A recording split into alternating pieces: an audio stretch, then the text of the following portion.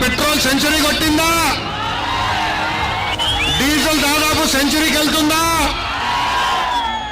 Telugu Desam party అధికారంలోకి వచ్చిన వెంటనే పెట్రోల్ డీజిల్ పైన వేసే పన్నుని ప్రక్షాళన చేస్తాం, తగ్గిస్తాం. నారా లోకేష్ గారు నమస్కారం. ఈ ఫ్యూయల్ స్టేషన్ ఏదో మీకు గుర్తుందా?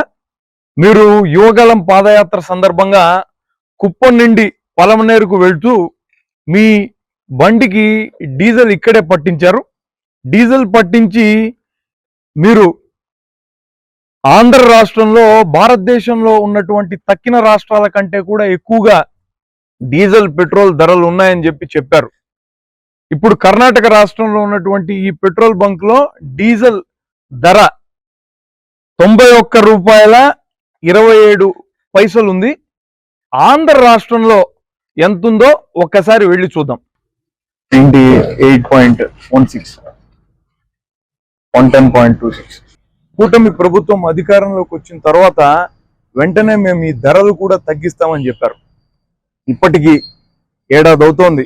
ఈ ఏడాది కాలంగా మీ పార్టీ కానీ మీ ప్రభుత్వం కానీ ఈ ధరల తగ్గింపు పైన స్పష్టతనివ్వలేదు.